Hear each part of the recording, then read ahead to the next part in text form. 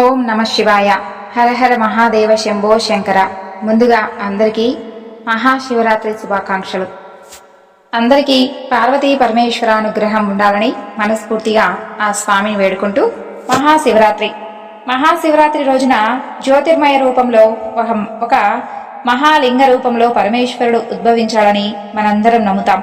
ఈ పవిత్రమైనటువంటి రోజున పరమేశ్వరుడు తన దర్శనం ద్వారా విశ్వాన్నంతటినీ దేదీప్యమానం చేసినటువంటి ఈ సమయం అస్సలు నిద్రపోకూడదట.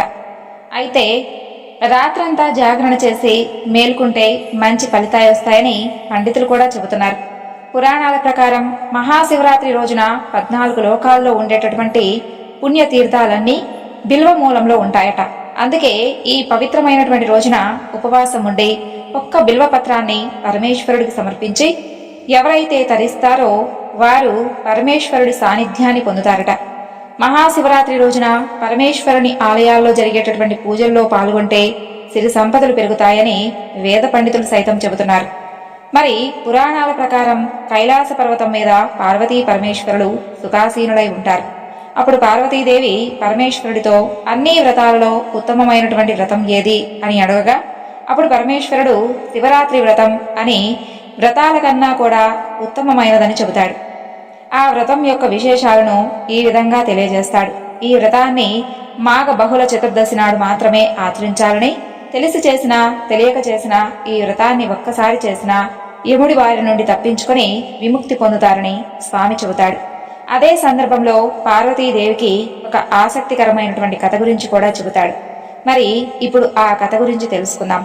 పురాణాల ప్రకారం పరమేశ్వరుడు విషాన్ని మింగి తన గొంతులో దాచుకున్న రోజును మహాశివరాత్రిగా పాటించడం ఆనవాయితీగా వస్తుంది. అదే సమయంలో అమృతం కోసం దేవదానవులు క్షీరసాగర మదనం చేస్తూ ఉండగా ముందుగా హాలాహలం వస్తుంది.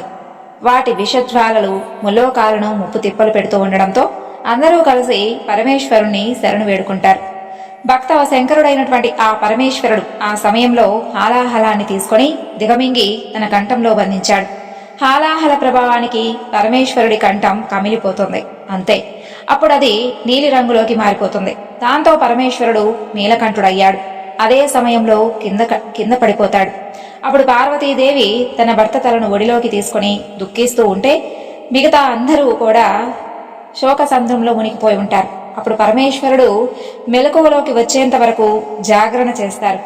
నాటి నుండి భక్తి శ్రద్ధలతో పరమేశ్వరుని పూజించి జాగరణ చేయడం ఆనవాయితీగా వస్తుంది. మరిప్పుడు పరమేశ్వరుడు చెప్పినటువంటి ఆ కథ ఏమిటో తెలుసుకుందాం.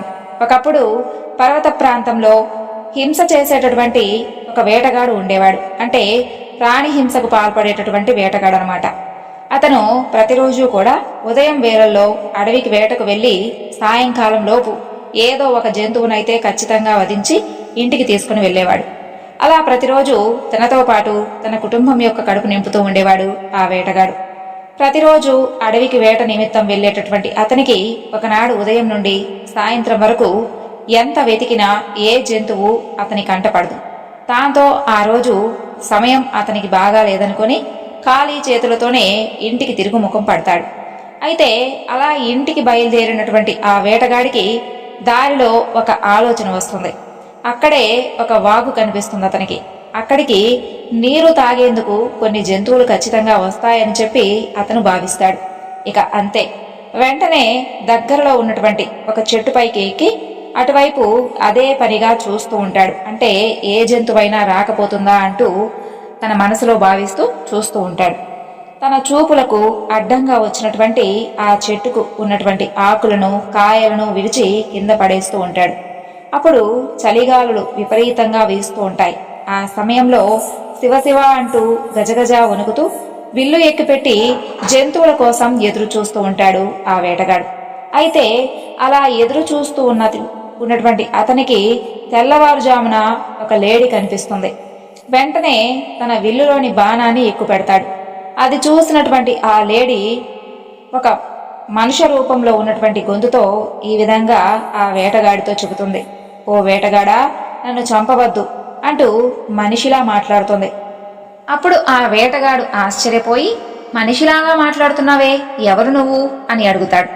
దానికి ఆ లేడీ సమాధానమిస్తూ, నేను పూర్వజన్మలో రంభను అంటూ సమాధానమిస్తుంది. పూర్వం నేను హిరణ్యాక్షుడు అనే రాక్షసుణ్ణి ప్రేమించి పరమేశ్వరుని పూజించడం మర్చిపోయాను. దాంతో ఆ పరమేశ్వరుడు నా పైన కోపంతో కామకూతురు అయినటువంటి నీవు నీ ప్రియుణ్ణి జింకలుగా 12 ఏళ్లు గడిపి ఒక వేటగాడు బాణంతో చంపనుండగా శాప విముక్తులవుదురని చెప్పి నాకు శాపాన్నిచ్చాడు. ఇప్పుడు నేను గర్భిణిని, అవ్యధను కాబట్టి నన్ను విడిచిపెట్టు. మరొక జింక ఇక్కడికి వస్తుంది, అది బాగా వలసి ఉంటుంది కాబట్టి దాన్ని నువ్వు చంపుకోవచ్చు. నేను వసతికి వెళ్లి ప్రసవించి శిశువును బంధువులకు అప్పగించి మరలా తిరిగి వస్తాను అని ఆ వేటగాడిని ఒప్పించి అక్కడి నుండి వెళ్ళిపోతుంది. మరొక జింక కొద్దిసేపటి తర్వాత రావడంతో ఆ వేటగాడు సంతోషంగా విల్లెక్కు పెట్టి బాణం విడిచే సమయంలో ఆ జింక కూడా అచ్చం మనిషిలాగా, ఓ వేటగాడా, నేను విరహంతో ఉన్నాను, నాలో మేధో మాంసలు లేవు, నేను చనిపోయినా కూడా నీ కుటుంబానికి నేను సరిపోను, కాబట్టి ఇక్కడికి మరొక మగజింక కొద్దిసేపట్లో రాబోతుంది, దానిని చంపుకో, లేదంటే నేనే తిరిగి వస్తాను అంటూ ఆ వేటగాడితో చెప్పడంతో దాన్ని కూడా అతను వదిలివేస్తాడు. అలా 4 జింకలు అతన్ని వేడుకొని మరుసటి రోజు వస్తామని చెప్పి తిరిగి వెళ్ళిపోతాయి. అయితే మరొక జింక కోసం ఎంతో ఆశగా ఎదురు చూస్తూ ఉన్నటువంటి ఆ వేటగాడికి మరుసటి రోజు 4 జింకలు వచ్చి నన్ను మొదట చంపు, లేదా నన్నే మొదట చంపు అంటూ తన ఎదుట మోకరిల్లుతాయి. ఆ జింకల నిజాయితీని అసలు ఆ వేటగాడు చూసి ఆశ్చర్యపోతాడు. దీంతో అతనికి వాటిని చంపేందుకు మనసు అంగీకరించదు. దాంతో హింసావృత్తిపై అతనికి విసుగు కలుగుతుంది. అలా ఆ జింకలను అతను వదిలేస్తాడు. అప్పుడు వేటగాడు జంతువులను ఉద్దేశించి ఇలా అంటాడు, నాకసలు మాంసమే అక్కర్లేదు, నేను ఇప్పటి నుండి జంతువులను బంధించుట, వధించుట, బెదిరించుట, చంపుట వంటివి చెయ్యను. నా కుటుంబం కోసం నేను ఈ పాపం చేయను. ధర్మాలకు దయమూలం, మీరు నాకు గురువుల్లాంటివారు, మీరు కుటుంబ సమేతంగా ఇక ఇక్కడి నుండి వెళ్ళిపోవచ్చు అంటూ వాటిని వదిలిపెడతాడు. అంతలో ఆకాశం నుండి పుష్పవర్షం కురుస్తుంది. ఆ జింకల యొక్క సత్ప్రవర్తన వలన వేటగాడిలో మార్పు తీసుకొచ్చేలా చేస్తుంది. ఆ రాత్రంతా అతను కూర్చుంది మారేడు చెట్టు కావడం, అతనికి తెలియకుండానే శివనామస్మరణ చేయడం, తన చూపుకు అడ్డు వచ్చినటువంటి మారేడు ఆకులను కోసి కింద పడేయడం చేశాడు. ఆ చెట్టు కిందనే ఒక పాత శివలింగం ఉండడం వలన ఆ మారేడు దళాలు లింగంపై పడతాయి. దాంతో మారేడు దళ పూజ ఫలితాన్నిస్తుంది. 4వ జాము వరకు మెలకువతో ఉన్నాడు కాబట్టి జాగరణ కూడా ఫలితం ఇచ్చింది. క్రూరాత్ముడే అయినప్పటికీ ఈ పుణ్య కార్యాల వలన అతని మనసు నిర్మలమైంది. పైగా జింకల సత్యనిష్ట అతన్ని పూర్తిగా మార్చివేసింది. శివరాత్రి పర్వదినం అని తెలియకపోయినా అనుకోకుండా చేసినటువంటి ఆ పూజ ఫలం వలన అతను హింసను విడిచిపెట్టాడు. జింకలు తమ సత్యనిష్టతో పరమేశ్వరుని యొక్క అనుగ్రహం పొంది మృగశిర నక్షత్రంగా మారాయి. వేటగాడు ఆ నక్షత్రానికి వెనుక ఉజ్వలంగా ప్రకాశిస్తూ లుబ్ధక నక్షత్రం అనే పేరుతో శాశ్వతంగా నిలిచిపోయాడు. హింస చేయాలనుకున్నప్పుడు క్షణకాలం ఆగి ఆలోచిస్తే మనసు దాని నుండి మరలిపోతుంది. జింకలను చంపడంలో కాలాయాపన చేసి బోయవాడు చివరికి అహింసావాదిగా మారగలిగాడు పార్వతి అంటూ సాక్షాత్తు ఆ పరమేశ్వరుడే ఈ కథను పార్వతీదేవికి తెలియజేశాడు. ఇప్పుడు మరొక శివభక్తుని కథ గురించి తెలుసుకుందాం. పూర్వకాలంలో చోళ దేశమున తిరక్కడ ఊరు అనే ఊరిలో గుగ్గులు కలశనాయనారు జన్మించాడు. ఆయన బ్రాహ్మణుడు. అక్కడ పరమేశ్వరుని పేరు అమృత ఘటేశ్వరుడు. దేవతలు, అసురులు అమృత కలశంతో ఆ ఊరికి వచ్చారు. వారు ముందుగా స్నానం చేయాలి అని అనుకుంటారు. ఆ కలశాన్ని నేలపై ఉంచి నదికి స్నానానికి వెళతారు. వారు తిరిగి వచ్చి ఆ కలశాన్ని తీసుకుందామంటే నేల నుండి అది పైకి రాదు. ఆ కలశం లింగంగా మారుతుంది. అందుకని ఆ లింగాన్ని అమృతలింగం అని అంటారు. మార్కండేయుడు ఈ లింగం వద్దనే తపస్సు చేసి తన 16వ ఏట అమరుడయ్యాడు. వారి పేరు అభిరామి అమ్మన్. అభిరామ పట్టార్ అనే భక్తుని ఎడల ఆ తల్లి విశేషమైనటువంటి అనుగ్రహాన్ని వర్షించింది. రాజుగారి ఆగ్రహం నుండి అతన్ని తప్పించేందుకు ఆమె అమావాస్యను సైతం పౌర్ణమిగా మార్చింది. అంతటి పవిత్రమైనటువంటి పుణ్యక్షేత్రం అది. గుగ్గులు కలశనాయనారు ఈ ఆలయంలో ఉన్నటువంటి పరమేశ్వరుణ్ణి ప్రతిదినము కూడా గుగ్గిలంతో ధూపం వేస్తూ స్వామిని పూజిస్తూ ఉండేవాడు. ఆ కారణం వలన అతనికి గుగ్గులు కలశనాయనారు అనే పేరు వచ్చింది. గుగ్గిలంతో పరమేశ్వరునికి ధూపాన్ని సమర్పించడం గొప్ప సేవగా అతను భావిస్తూ ఉండేవాడు.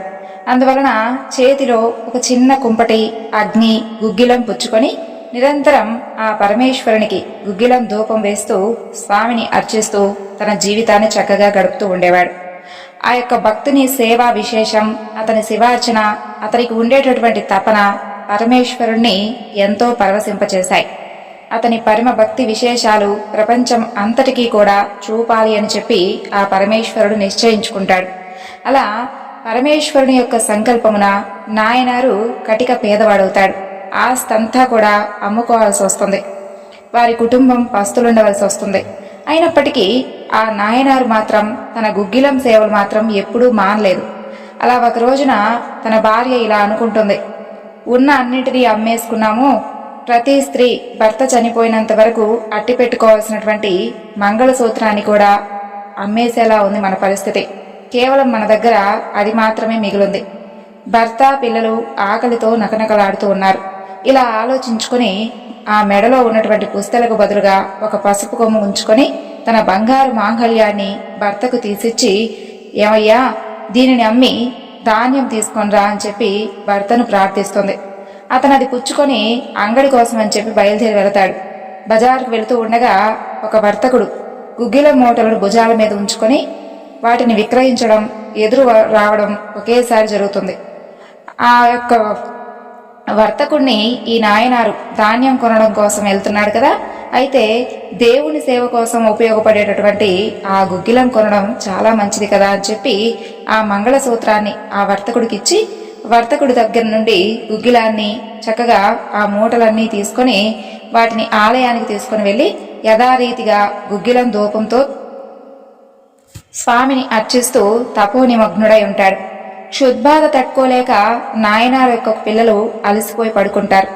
జామురాత్రి గడిచినా భర్త ఇంకా ఇంటికి తిరిగి రాలేదు.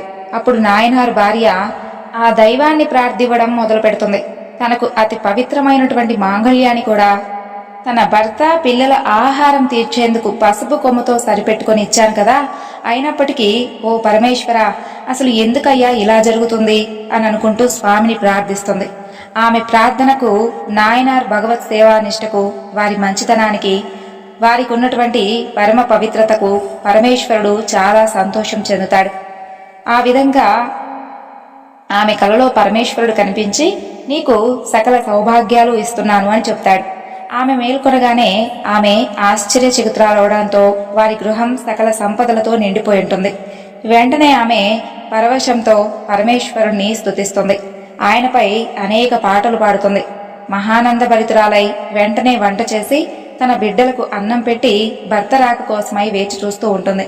అక్కడ ఆలయంలో పరమేశ్వరుడు నాయనారును ఆకలిగొని ఉన్నావు, ఇంటికి ముందు వెళ్ళి భుజించు నాయనా అని చెప్పి ఆదేశిస్తాడు. అలా ఇంటికి వెళ్లి చూడగా అతనికి కూడా ఆశ్చర్యం వేస్తుంది. అసలు ఈ భాగ్యమంతా ఎలా వచ్చిందా అని చెప్పి భార్యను అడుగుతాడు. ఆమె కూడా జరిగిందంతా కూడా వివరించి చెబుతుంది. అంతటి శివానుగ్రహమును అక్కడకు చేరినటువంటి శివభక్తులతో కలిసి ఆ పరమ పవిత్రమైనటువంటి పరమేశ్వరుణ్ణి బహువిధాలుగా కీర్తిస్తాడు. అయితే నాయనార్ మాత్రం ఆ సంపదంతా తనదిగా భావించలేకపోతాడు. అదంతా పరమేశ్వరుడిది, దీనిని శివభక్తులకే వినియోగించాలి అని అనుకుంటూ నిరంతరమైనటువంటి సేవా కార్యక్రమాలను కొనసాగించాడు. అలా ఒక రోజున నాయనారు తిరుప్పనందాల్ అనే దేవాలయాన్ని సందర్శించుకుందామని అనుకుంటాడు. అరుణ సతీషుని దేవాలయం అక్కడే ఉంది. ఒక రాక్షసుని కుమార్తె తాటక పుత్ర సంతతి కోసమై ప్రతిరోజు అక్కడ ఉన్నటువంటి శివలింగాన్ని అర్చిస్తూ ఉండేది. అలా ఒక రోజున ఆ లింగమును పుష్పహారంతో అలంకరిద్దామని చెప్పి పూలదండను ఎత్తి పట్టుకోబోతుంది. ఆమె వస్త్రం నడుము నుండి జారబోతుంది. వస్త్రము 2 మోచేతులతో అదిమి పెడుతుంది. అందుకని ఆమె చేతులు ఎత్తలేకపోతుంది.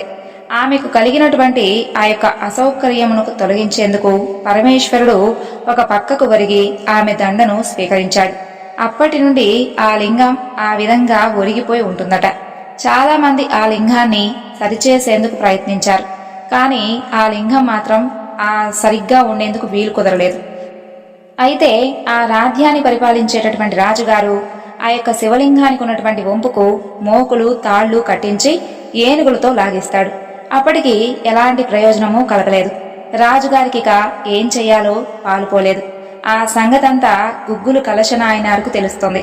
అక్కడికి వెళ్ళి నేను కూడా కొంచెం ప్రయత్నిస్తానని చెప్పి ఆ శివలింగం వంపును తాడుతో బిగించి ఆ తాడు కొసను తన మెడకు కట్టుకొని శివధ్యానం చేస్తూ లాగుతాడు. అలా చేసిన వెంటనే ఆ యొక్క లింగానికి ఉన్నటువంటి వంపంతా కూడా సరై యథాస్థితికి వస్తుంది. దేవతలు పుష్పవృష్టి కురిపిస్తారు. రాజు దానిని చూసి ఇతను నిజంగా అసలు సాక్షాత్తు ఆ పరమేశ్వరుని యొక్క సంపూర్ణమైనటువంటి భక్తుడే, ఇతను భక్తి అనే త్రాడుతో ఈ విధంగా చేయగలిగాడే కాని నిజానికి అసలు ఇది అసంభవమైనటువంటి పని కదా అని తనలో తానే అనుకుంటూ ఆ నాయనారును ఎంతగానో గౌరవించి అనేక విధాలుగా కీర్తిస్తాడు. నాయనారు భక్తి ప్రపత్తులు అంతటా కూడా వెల్లడవుతాయి. అలా కొన్ని రోజులకు వాగేశ నాయనారు, జ్ఞాన సంబంధ నాయనారు అక్కడకు వస్తారు. గుగ్గులు కలశ నాయనారు వారిద్దరిని అనేక విధాలుగా సేవించి జీవించి ఉన్నంతకాలం శివసేవలో గడిపి అంత్యమున శివ సాయుధ్యమును పొందాడు. ఈ విధంగా స్వామివారి భక్తులు కోకొల్లలు ఎందరో పరమేశ్వరానుగ్రహాన్ని పొందారు. మనందరికీ కూడా ఆ పార్వతీ పరమేశ్వర ఆశీస్సులు ఎప్పుడూ ఉండాలని మనస్ఫూర్తిగా మరొకసారి కోరుకుంటూ ఈ వివరణను ఇంతటితో ముగిస్తున్నాను.